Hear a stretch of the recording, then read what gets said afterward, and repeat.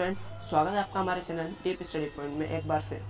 देखिए फ्रेंड्स, हमने पिछली 2 वीडियो प्रोवाइड करा रखी हैं जिसमें मैंने आपको हड़प्पा सभ्यता के बारे में क्लियर करा दिया। पूरा जो हड़प्पा सभ्यता वाला चैप्टर है वो पूरा क्लियर करा दिया।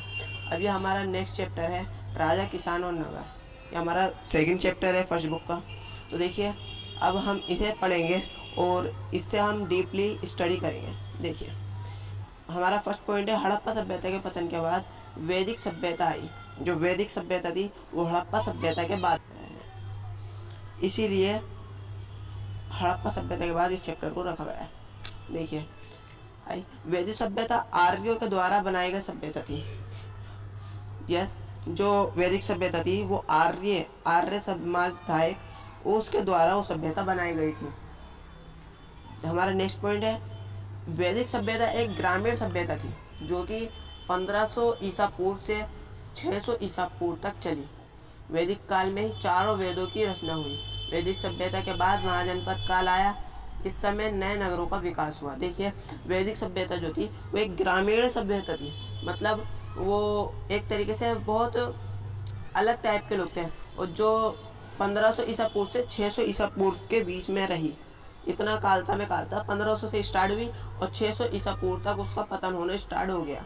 और देखिए, उसके बाद वैदिक काल की चारों वेदों का रचना हुई। वैदिक काल में जो हमारे चारों वेद, देखिए फ्रेंड्स, वैदिक सभ्यता ये जो थी आर्य लोगों की सभ्यता थी, सही है, और इनकी संस्कृति थी एक, और इनके 4 वेद, ये देखिए, ऋग्वेद, यजुर्वेद, सामवेद और अर्थवेद, इन 4 वेदों की रचना वैदिक काल में ही हुई थी। देखिए, वैदिक काल, देखिए ऋग्वेद जैन और बौद्ध धर्म आया ऋग्वेद में, और इसमें ऋग्वेद में जैन धर्म और बौद्ध धर्म के बारे में है। और देखिए, नेक्स्ट है हमारा उत्तर वैदिक काल, मौर्य समाज की स्थापना हुई। उत्तर वैदिक काल जो था उसमें मौर्य साम्राज्य जो था उसकी स्थापना हुई, और नंद वंश के अंतिम शासक धनानंद को पराजित पर चंद्रगुप्त मौर्य ने मौर्य साम्राज्य की नींव रखी। यस, चंद्रगुप्त मौर्य ने रखी थी मौर्य साम्राज्य की नींव, और ये धनानंद के पराजित कर यानी हराकर उन्होंने मौर्य साम्राज्य की नींव रखी। देखिए, ये चंद्रगुप्त मौर्य के बारे में भी हमारे पेपर में कई बार पूछा जाता है। तो चंद्रगुप्त मौर्य का जन्म जो हुआ था वो 340 ईस्वी पूर्व पटना में, बिहार जिले में हुआ था। जो चंद्रगुप्त मौर्य थे उनका जन्म 340 ईसा पूर्व पटना के बिहार जिले में हुआ था। जो भारत के प्रथम हिंदू सम्राट थे, ये हिंदू सम्राट थे, और ये प्रथम हिंदू सम्राट थे भारत के। इन्होंने मौर्य साम्राज्य की स्थापना की। जो मौर्य साम्राज्य था उसके स्थापक भी थे चंद्रगुप्त मौर्य। देखिए, चंद्रगुप्त मौर्य के गुरु विष्णुगुप्त, कौटिल्य, चाणक्य ये थे। ये तीनों जो थे वो चंद्रगुप्त मौर्य के गुरु माने जाते हैं, जिन्होंने चंद्रगुप्त मौर्य को विद्या वगैरह सिखाई। और देखिए नीचे ब्राह्मी और खरोष्टी लिपि का अर्थ। ये ब्राह्मी और खरोष्टी लिपि भी मौर्य साम्राज्य से ही संबंधित थी, जो कि 1830 में ईस्ट इंडिया कंपनी के एक अधिकारी जेम्स प्रिंसेप जो एक ईस्ट इंडिया कंपनी के अधिकारी थे, जो वहाँ काम किया करते थे, उन्होंने इस ब्राह्मी और खरोष्टी लिपि का अर्थ 1830 में खोजा। इससे पहले ब्राह्मी और खरोष्टी लिपि के बारे में जब पता चला था तो किसी को इसका अर्थ नहीं पता था, और ना ही लोग इसके बारे में ज़्यादा ज्ञान रखते थे। और देखिए, हमारा नेक्स्ट पॉइंट, ब्राह्मी और खरोष्टी लिपि का प्रयोग शुरू के अभिलेखों और सिक्कों पर किया जाता था। जो उस टाइम पे सिक्के और अभिलेख छापे जाते थे, अभिलेख उत्कलित किया जाते थे, उन पर ब्राह्मी और खरोष्टी लिपि का ही प्रयोग किया जाता था। जैसे अशोक ने भी अपने स्तंभ गढ़वाए थे, तो उसमें भी अशोक ने ब्राह्मी और खरोष्टी लिपि का उपयोग करवाया था। जेम्स प्रिंसेप को यह बात पता चल गई कि ज़्यादातर अभिलेखों और सिक्कों पर पियदस्सी राजा का नाम लिखा था। पियदस्सी, ये देखिए, ये पियदस्सी जो मौर्य साम्राज्य का शासक अशोक था, अशोक ने अपने नाम के आगे पियदस्सी लगाया करता था। पियदस्सी और देवनाथ प्रिय अशोक अपने नाम के आगे लगाया करता था। देखिए, पियदस्सी का अर्थ होता है मनोहर मुखाकृति वाला राजा, अर्थात जिसका मुंह सुंदर हो, यानी सुंदर मुख वाला राजा, ये पियदस्सी का अर्थ होता है। देखिए, हमारा नेक्स्ट पॉइंट, खरोष्टी लिपि को कैसे पढ़ा गया? ये देखिए, ये हमारा क्वेश्चन है। इसका ये आंसर, पश्चिमी उत्तर से पाए गए अभिलेखों में खरोष्टी लिपि का प्रयोग किया गया था। ये पश्चिमी और उत्तरी इलाकों से जो अभिलेख मिले थे उनमें खरोष्टी और लिपि का प्रयोग मिला था। तो इस क्षेत्र में हिंदू यूनानी शासक शासन करते थे और उनके द्वारा बनाए गए सिक्कों से खरोष्टी लिपि के बारे में जानकारी मिलती है। जो उन्होंने सिक्के बनाए उस टाइम खरोष्टी लिपि का प्रयोग किया जाता था, तो उन्होंने सिक्कों पे खरोष्टी लिपि का प्रयोग किया। और तो जो सिक्के वहाँ से मिले तो हमें उससे पता चलता है कि खरोष्टी लिपि का प्रयोग उस टाइम सिक्कों पे किया जाता था। यूनानी भाषा पढ़ने वाले यूरोपीय विद्वानों में अक्षरों का मेल किया है। जो यूनानी भाषा पढ़ने वाले यूरोपी थे उन्होंने खरोष्टी लिपि को पढ़ा, इससे इसके अक्षरों का मेल किया। और देखिए ब्राह्मी लिपि को कैसे पढ़ा गया। ये ब्राह्मी लिपि है, ये भी प्राचीन लिपि है। ब्राह्मी लिपि काफ़ी प्राचीन लिपि है। यस, आज हम लगभग भारत में जितनी भी भाषाएं पढ़ते हैं उनकी जड़ ब्राह्मी लिपि ही है। यस, जो भारत में जितनी भी भाषाएं हैं, संस्कृत, हिंदी, पंजाबी, ये जितनी भी भाषाएं हैं सब ब्राह्मी लिपि से निकली हुई भाषाएं हैं। और देखिए 18वीं सदी में यूरोपीय विद्वानों ने भारत के पंडितों की मदद से बंगाली और देवनागरी लिपि में बहुत सारी पांडुलिपियाँ पढ़ी और अक्षरों को प्राचीन अक्षरों से मेल करने का प्रयास किया। तो इससे उन्होंने जो पुराने अक्षर थे उनसे इन अक्षरों का मेल करने की प्रयास करा, मतलब देखा कि इनमें से कौन कौन सी वर्ड्स सेम है। तो देखिए नेक्स्ट पॉइंट, कई दशकों बाद जेम्स प्रिंसेप में अशोक के समय की ब्राह्मी लिपि का 1838 ईसा में अर्थ निकाला। जो जेम्स प्रिंसेप थे, ईस्ट इंडिया कंपनी के अधिकारी थे, इन्होंने ब्राह्मी लिपि का और खरोष्टी लिपि का 1838 में अर्थ निकाला। और तो ब्राह्मी लिपि का तो इन्होंने 1838 में ही निकाला था। अरे देखिए नेक्स्ट हमारा, सिक्के किस प्रकार के होते थे उस टाइम।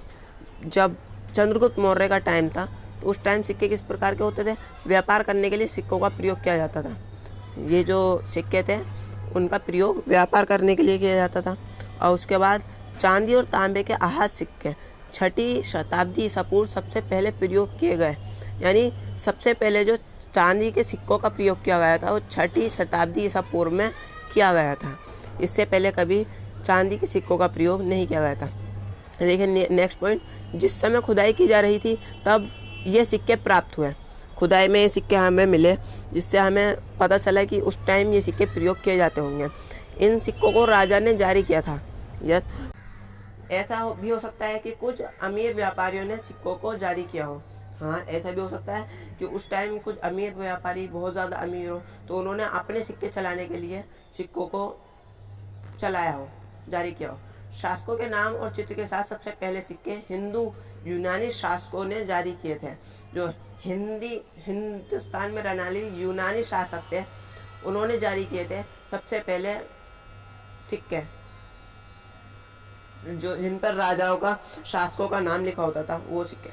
और देखिए सोने के सिक्के सबसे पहले कुषाण राजाओं ने जारी किए थे। जो सोने के सिक्के थे वो भारत में ही हाँ सबसे पहले कुषाण राजाओं द्वारा चालू किए गए थे। इससे पहले कभी सोने के सिक्कों का प्रयोग नहीं किया जाता था। और इन सिक्कों का वजन और आकार उस समय के रोमन सिक्कों के जैसा ही हुआ करता था। जो रोमानी सिक्के होते थे उस टाइम पर वो काफ़ी हल्के भी होते थे और भारी भी होते थे। तो टाइम उसी की तरह इन सिक्कों का भी वजन हुआ करता था। देखिए हमारा नेक्स्ट पॉइंट है, पंजाब और हरियाणा जैसे क्षेत्रों में योधेय क्षेत्रों ने तांबे के सिक्के जारी किए। जो योधेय शासक थे उन्होंने तांबे के सिक्के पंजाब और हरियाणा जैसे क्षेत्रों में चालू किए थे। उसके बाद थे जो कि हज़ारों की संख्या में वहाँ से मिले। इन्होंने जो सिक्के जारी किए थे तांबे के सिक्के वो हज़ारों की संख्या में पंजाब और हरियाणा से पाए गए हैं, जिनसे पता लगता है कि उन्होंने सिक्के कब स्टार्ट करे होंगे और कैसे वहाँ पे सिक्के जारी रहे होंगे। और देखिए सोने के सबसे बेहतरीन सिक्के गुप्त शासकों ने जारी किए थे। जो चंद्रगुप्त मौर्य के शासन के बाद जितने भी शासक आए उन्होंने बेहतरीन सिक्के जो थे सोने के वो गुप्त शासकों ने ही जारी किए थे। और देखिए 16 महाजनपद, ये 16 महाजनपद बहुत इम्पोर्टेंट है। ये आपका शायद नेक्स्ट टॉपिक में भी आएगा, नेक्स्ट चैप्टर में। इसमें देखिए प्रारंभिक भारतीय इतिहास में 6ठी सदी ईसा पूर्व को एक अहम बदलावकारी काल मानते हैं। इस काल में अक्सर प्रारंभिक राज्यों, नगरों, लोहे के बढ़ते इस्तेमाल, सिक्कों के विकास के साथ जोड़ा जाता है। जो ये काल था 6ठी शताब्दी ईसा पूर्व का, ये बदलाव का काल माना जाता है, क्योंकि इस टाइम पर लोहे का बहुत प्रयोग देखा गया, लोहे का भी प्रयोग देखा गया, और इसमें नगरों का भी काफ़ी वो हुआ, बदलाव हुआ, राज्यों में भी बदलाव हुआ, और सिक्कों के विकास के साथ भी जोड़ा जाता है। सिक्कों का विकास भी इसमें बहुत अलग ढंग से हुआ। और देखिए इसी समय बौद्धिक तथा जैन सत्य सहित विभिन्न दार्शनिक विचारधाराओं का विकास हुआ। जैसे बौद्ध धर्म और जैन धर्म, ऐसे धर्मों का इसी टाइम पर विकास होना स्टार्ट हुआ था। इसके बाद 16 राज्यों का जिक्र है। देखिए बौद्ध और जैन धर्मों के प्रारंभिक ग्रंथों में महाजनपद नाम से 16 राज्यों का जिक्र है। जो महाजनपद माने जाते थे, मतलब एक तरीके से बड़े जनपद, वो उनमें 16 राज्यों का जिक्र है। और उनमें 16 राज्यों में देखिए नीचे बताया होगा। हालांकि महाजनपदों के नाम की तालिका इन ग्रंथों में एक बराबर नहीं है, कि इसमें अलग है, किसी में किसी को कुछ कहा गया है। देखिए किंतु वज्जी, मगध, कौशल, कुरु, पांचाल, गांधार एवं आवंती जैसे नाम अक्सर मिलते हैं। ये जो नाम है ये जैन और बौद्ध धर्म के ग्रंथों में एक समान पाए जाते हैं। चाहे बाकी राज्यों के जो नाम है वो अलग अलग बोले गए होंगे, लेकिन ये नाम एक ही जैसे पाए जाते हैं। ये जैसे किंतु, कुंती, वज्जी, मगध, कौशल, कुरु, पांचाल, गांधार एवं आवंती, ये नाम एक जैसे पाए जाते हैं।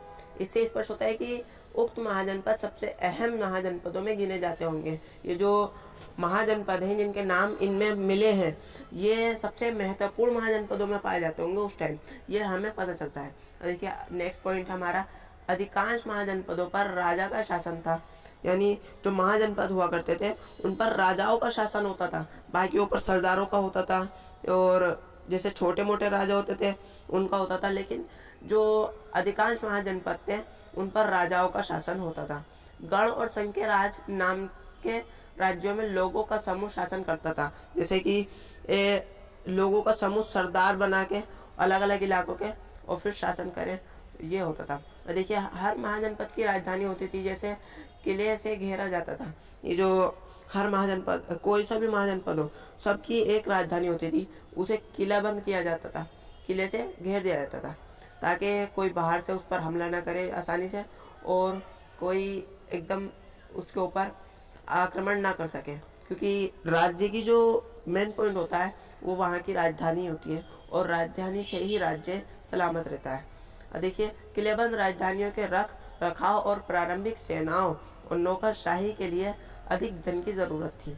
जो नौकर थे, नौकर चाकर और सेनाओं और किलेबंद राजधानियों को रख रखाव के लिए काफ़ी पैसे की ज़रूरत पड़ी होगी।